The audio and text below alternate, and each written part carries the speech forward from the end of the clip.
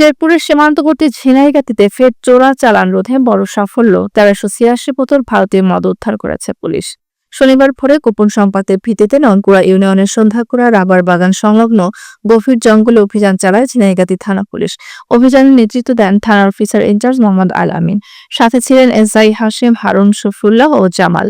চোরাচালানকারীরা পুলিশের উপস্থিতি টের পেয়ে মদ ফেলে পালিয়ে যায়। উদ্ধারকৃত এসব মদের মধ্যে রয়েছে বিভিন্ন ব্র্যান্ডের ভারতীয় মদ, যার বাজার মূল্য প্রায় ৪০ লক্ষ টাকা।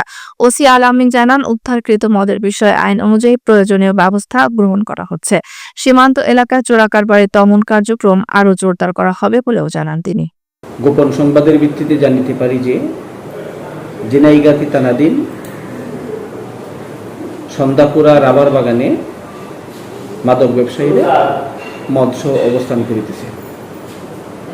বিষয়টি পুলিশ সুপার মহোদয়কে অবগত করিয়া সঙ্গী অফিসার ফোর্স সহ আমি নিজে ঘটনাস্থলে ভোর ৫ ঘটিকার সময় উপস্থিত হইলে আসামিরা পুলিশের উপস্থিতি টের পেয়ে মদ ফেলে পালিয়ে যায়। আমরা ঘটনাস্থল হইতে বিভিন্ন ব্র্যান্ডের ১৩৮৬ বোতল মদ সাক্ষীদের উপস্থিতিতে জব্দ করি। এই মাদক ব্যবসার সাথে জড়িত পলাতক আসামিদের নাম ঠিকানা সংগ্রহ করা হয়েছে। আসামিদের বিরুদ্ধে আইনগত ব্যবস্থা প্রক্রিয়া দেয়। ধন্যবাদ সবাইকে।